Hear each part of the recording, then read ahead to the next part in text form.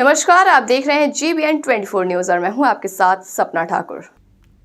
हरिद्वार में लंबे समय से खींचतान के बाद आखिरकार शासन ने त्रिस्तरीय पंचायत चुनाव की अधिसूचना जारी कर दी है। गांव की सत्ता सरकार की कमान किसके हाथ में होगी? चुनाव मैदान में उतरने वाले इच्छुक प्रत्याशियों की सरगर्मियां तेजी से हो गई हैं और गांव-गांव में चुनाव को लेकर चौपालें लगने लगी हैं। वहीं पंचायत चुनाव में अपनी किस्मत आजमाने वाले प्रत्याशी अपने अपने दावे पेश कर रहे हैं। इसी क्रम में समाज सेविका मास्टर दिलीप कुमार भी ग्राम पंचायत गढ़ में प्रधान पद के भावी उम्मीदवार के रूप में मैदान में उतर चुके हैं। वरिष्ठ समाज सेविका कार्यकर्ता मास्टर दिलीप कुमार ने प्रेस वार्ता के दौरान बताया कि मेरी पहली प्राथमिकता क्षेत्र में विकास कार्य और लोगों को उनकी मूलभूत सुविधा उपलब्ध कराना है, जिसका वे कर्मठता और ईमानदारी से पालन करते रहेंगे। अगर इस बार क्षेत्रवासी उन्हें प्रधान पद के प्रतिनिधि के रूप में चुनते हैं तो उन्होंने कहा कि मैं क्षेत्र में उन्नति के लिए तत्पर रहूंगा और दिन रात एक कर दूंगा। GBN 24 के लिए हरिद्वार से दिलदार अब्बासी की रिपोर्ट। कि पिछले 15 सालों से हमारे यहाँ कई प्रधान आए, लेकिन उन्होंने अपने गांव में किसी तरह का कोई भी कार्य नहीं किया जिसको हमारे गांव के लोग भली भांति जानते हैं। अगर ईश्वर अल्लाह ताला हमको मौका देता है तो हम चाहेंगे कि अपने गांव के अंदर सबसे पहले जो सड़कें हैं जो टूटी फूटी पड़ी है और उनमें खड्डे बने हैं बहुत ज़्यादा, आए दिन कुछ ना कुछ घटना होती रहती है, वो ठीक करेंगे। चिकित्सा के लिए हमने सोचा है कि हम अपने यहाँ एक अपनी खुद की धनराशि से एम्बुलेंस की व्यवस्था करेंगे। खुदा न खास्ता किसी को किसी तरह की कोई दिक्कत हो तो ऑन द स्पॉट आप एम्बुलेंस की सुविधा हम अपने गांव में उपलब्ध कराएंगे और वो पूरी तरीके से निःशुल्क होगा। उसके साथ हमने जो हमारे गांव में विधवा औरतें हैं, अगर उनके बच्चे या वो खुद बीमार हो जाते हैं गंभीर रूप से और किसी भी अस्पताल में भर्ती हो जाती है तो हम उनके इलाज स्वरूप 5,000 रुपये प्रत्येक उस समय जो है इलाज के लिए धनराशि देंगे, वो हम अपनी ओर से देंगे ताकि वक्त ज़रूरत पर ऐसी महिलाओं की मदद की जा सके।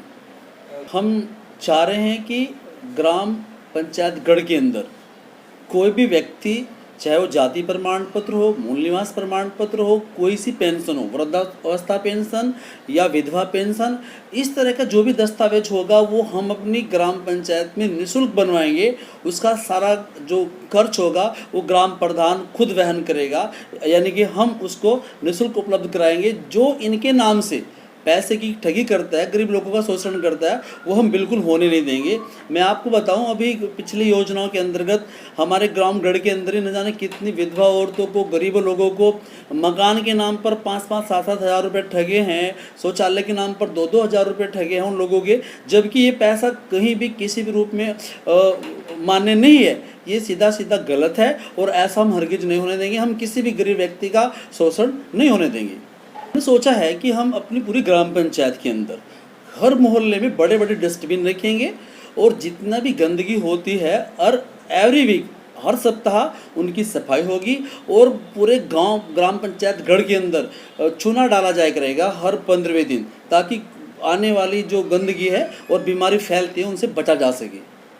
हमने देखा है कि जो सड़कें बनी हुई हैं, पानी उन सड़कों के ऊपर बह रहा है, नालियाँ बिल्कुल ख़त्म हो चुकी है। उन सड़कों के जो आजू बाजू में नाली हो है उनका हम निर्माण कराएंगे ताकि वो पानी पूरी तरीके से ऐसे तालाब में जाए और उनकी ज़्यादा नहीं तो 2-3 महीने के बाद सफाई होनी ज़रूरी है, ताकि गांव की भी सफाई रहे और उस तालाब की भी सफाई होती रहे। आपने देखा होगा ग्राम पानी पूरी तरीके से ऐसे तालाब में जाए और उनकी ज़्यादा नहीं तो 2-3 महीने के बाद सफाई होनी ज़रूरी है, ताकि गांव की भी सफाई रहे और उस तालाब की भी सफाई होती रहे। आपने देखा होगा ग्राम कुतुबपुर से लेकर पथरी तक जो मुख्य राजमार्ग है वो सड़क बिल्कुल बहुत पतली है। उसका चौड़ीकरण कराने के लिए मैं उत्तराखंड शासन से लिखूँगा, वो दिन रात मेहनत करेंगे, उसका चौड़ीकरण जरूर कराएंगे। और उन पे जो खंभे लगे हैं उन सब पर मुझे लाइट लगवानी है ताकि रात बरात में आने वाले लोगों को साथ में कोई भी अप्रिय घटना ना घटे।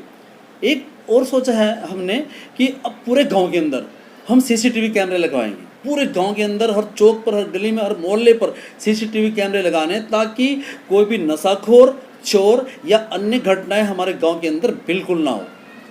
कहूँगा अपने ग्रामवासियों को कि आप जाति, धर्म और वर्ग से ऊपर उठकर उस व्यक्ति को चुनें जो आपके बीच का व्यक्ति हो, पढ़ा लिखा हो, जो आपके दर्द को समझता हो, आपकी मुसीबतों में खड़ा हो सकता हो, जो शासन प्रशासन से आपकी योजनाओं को ला सकता हो और वो धरातल पर गांव में लागू कर सकता हो और भ्रष्टाचार तो बिल्कुल समाप्त कर सकता हो। मैं अनुरोध करता हूँ, अपने गाँव वालों से हाथ जोड़कर विनती करता हूँ और कि आप एक बार मुझे मास्टर दिलीप कुमार को मौका दीजिए। मैं अपने सभी गाँव वालों को इतना विकास करूंगा, हर चीज़ों को जो मैंने बताया है अभी वो सब करनी है, ताकि जो पूर्व में प्रधान रहे हैं उनको पता चले कि विकास क्या होता है, गाँव वालों को भी पता चले कि विकास क्या होता है।